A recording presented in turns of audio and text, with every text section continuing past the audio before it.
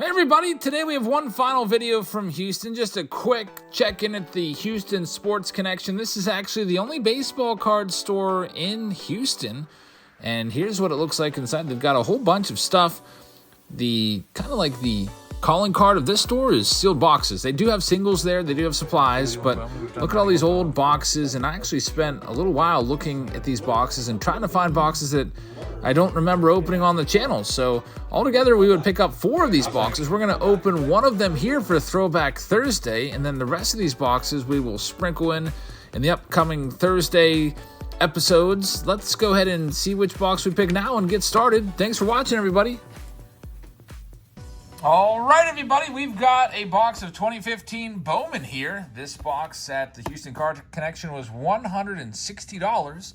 There's one autograph in here. These boxes are tough to come by, so let's see what we can find. I was trying to find boxes that I never before opened, and I have not ever featured this product in a Throwback Thursday ever. By the way, this is for Tim M. Tim, thanks for sponsoring this video. Hope you get something good in here. But I did rip a hanger box of these once in a short. That's the only experience that we've had on the channel with 2015. There's one autograph card per box. There's 10 cards per pack, and we're hoping that we can maybe find some good stuff in here. Maybe Rafael Devers. There's 150 veterans and rookies on the checklist, and there's 150 prospects as well. 300 total cards. You see Trevor May right there. He just hung them up and retired from baseball. I feel like, by the way, this set is one of my least favorite designs. There's Tyrone Taylor. That's going to be a shimmer, which is going to be numbered to 150. I feel like the names on these are almost impossible to read. For me, this is right up there with 2021 Topps in terms of design. Just the names are super small, and like, for example, if you don't know who that is, you read the name on that, that's Jake Lamb rookie card, who's had a pretty good first year or two, but then kind of just disappeared. There's Chris Sale. He'll be taking his talents to the Braves. Addison Russell, he, I think, disappeared overseas and then never to reappear again, I guess. And last but not least, we got Kyle Seager, who was a good player there. Corey Seager's older brother, to wrap up pack number 2. Still no autograph. Let's see what else we can have. Aaron Sanchez, former closer there, and Manny Machado, who might end up being, when it's all said and done, a Hall of Famer. I think he's on a Hall of Fame track right now, I would say. Mike Yastrzemski first. We've got an icy of Rob Refsnyder first. It appears to not be numbered, but we'll get that one sleeved up. There's Colin Moran without the beard. And Alcides Escobar. The last one there for Tim. 2015, by the way, was the year of the Royals. The Royals won the World Series, beating, do you remember, the New York Mets? I know that because there's Tyler. Oh, okay, it looks like we may have a hot pack right here. Look at this. I didn't realize this was a thing. Look at this. How would you like to have this for your pack? A whole bunch of blue wave hits right there, all in the same pack. Is that a thing? I didn't know that was a thing. A hot pack right there. The best card being Teoscar Hernandez. First Bowman. So that's pretty cool. Man, I don't know if that's a collation error or what, but we'll take that. Imagine going into the store and buying a pack where it's all numbered cards like that, or all parallels at the very least, like that one was. You got Yasiel Puig. There's Billy Hamilton. Billy Hamilton, man, I feel like his speed was wasted over the course of his career. Just couldn't get on base enough to put that speed into play. There's Jameson Taillon. It'll be a shimmer. It's not numbered. We'll get it sleeved up. A couple minis in this so far. And there's maybe the all-time richest AAA player, Rusney Castillo. I think he made like $70 million just playing in the minor leagues. And he was probably good enough to be in the big leagues, but the Red Sox didn't want to bring him up, because if they brought him up and paid him his contract, he would have counted against the luxury tax, and that $70 million would have probably been maybe double that in terms of like the taxes they'd have to pay and penalties for going over the luxury tax. There's Justin Morneau and Matt Barnes. So Rusney Castillo, although he did have a cup of coffee in the big leagues, I don't really think he's caught on anywhere since. Jake McGee and Charlie Blackmon get this next one started off. Mike Fultonavich right there. I remember somebody I was down at a Braves game once, and there was somebody that asked Fultonavich for his baseball after he was done throwing in the bullpen. Maybe it wasn't It wasn't Pittsburgh, but I remember. I thought it was pretty clever. There's Daniel Norris, Shimmer Mini. But Fulton Davis was like, all right, how do you say my last name? And he was like wearing his jersey. And if I remember correctly, the person like didn't know. They're like, Fulty Newich or something crazy like that. There's Clayton Kershaw. He's back. Clayton Kershaw is back with the Dodgers. He'll probably start the season on the 60-day injured list. We got a Chris Bryant Chrome card. Man, he was all the rage in 2015. He was like Babe Ruth in spring training.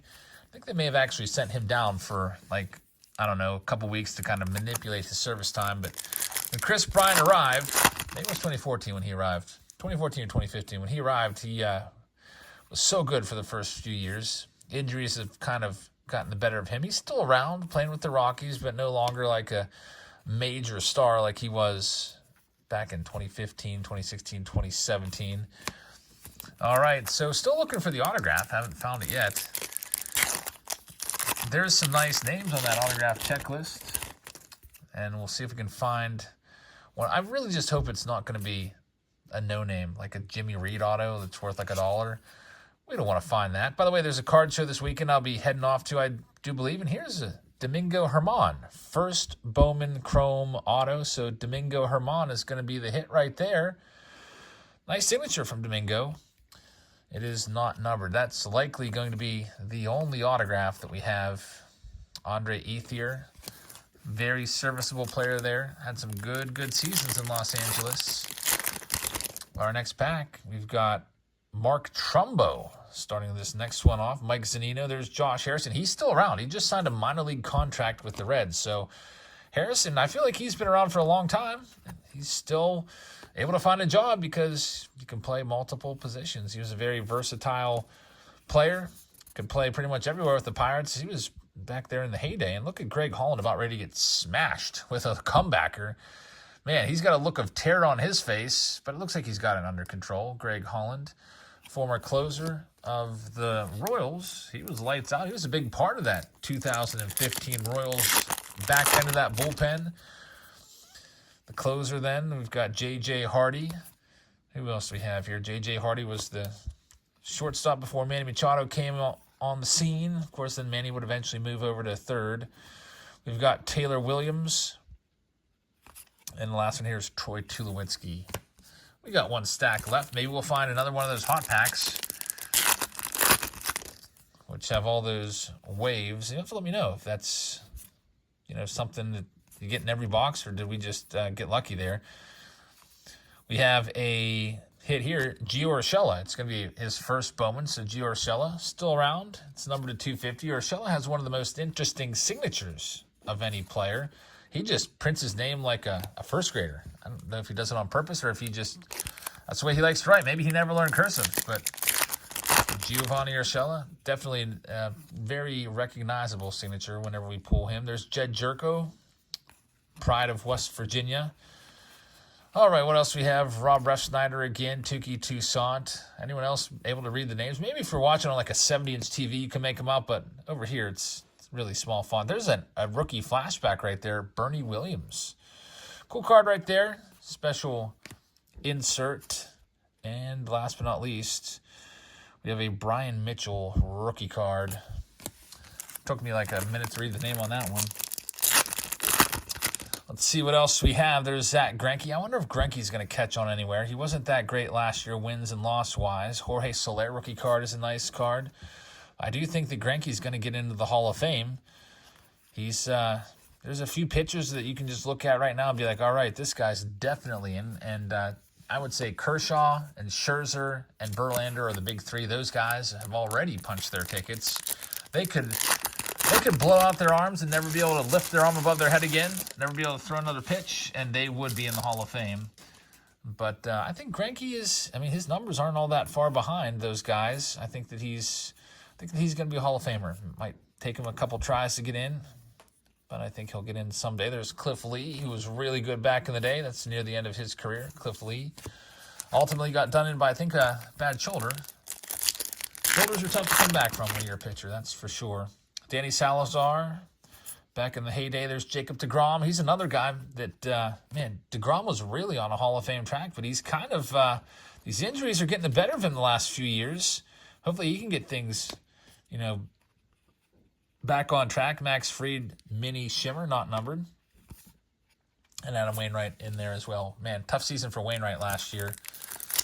Without Yadier and Molina behind the dish, it was a struggle. There were some parts of the season where that ERA ballooned up upwards of like 7 or 8. There's Xavier Scruggs, the X-Man.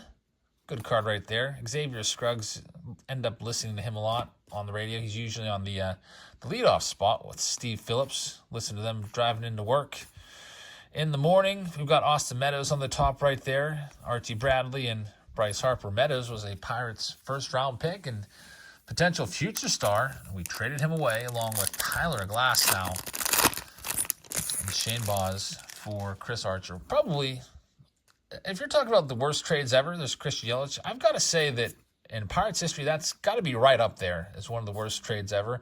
I also think the Jose Bautista trade was ridiculously awful. The Pirates traded Jose Bautista, who would go on to hit like 35 to 50 home runs perennially in Toronto. They gave him away for a backup catcher, Robinson Diaz. Like, what the heck, guys? I was a big Bautista fan at the time because my first ever game home run that I caught in a game was a Jose Bautista. It was Bautista's 10th career home run ball, which is pretty cool. I got him to sign it. It's still around here somewhere. It might be out in my garage. I should find that because that ball does have a lot of sentimental value. Caught it on, I think it was June 30th, 2006. And then the Pirates would trade him away not too long after. There's Mark Appel. You've seen his rookie autos pop up in 2023 products, like a lot of times with, Inception, he's in there a lot.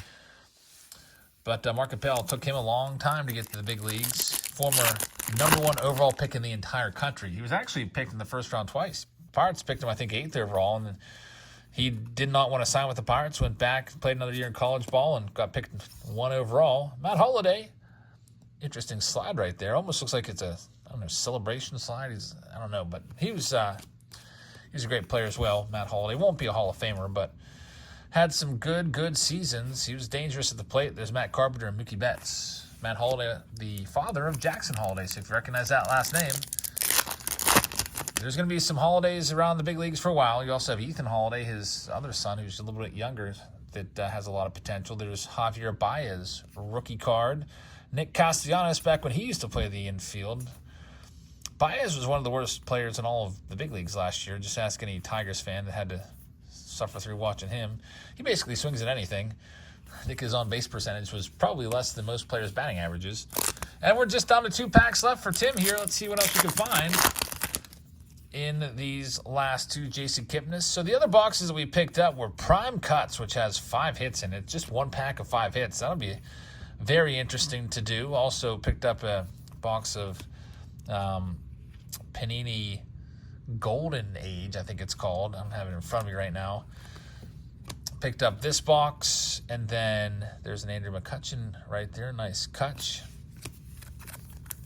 And there's one more. I'm trying to think of it off the top of my head right now. I can't remember. I'll have to go back and double check, but it'll be coming up on the 2010 Pro Debut Series 2. The guy told me there might be a Mike Trout in this series. He wasn't sure, but we'll see. Luis Heredia right there. The Pirates used to talk this guy up. He was supposed to be a big-time prospect. Didn't work out for him. I think we got him when he was like 16 or something like that. Just he never made the big leagues. The final card here is going to be an Ian Desmond.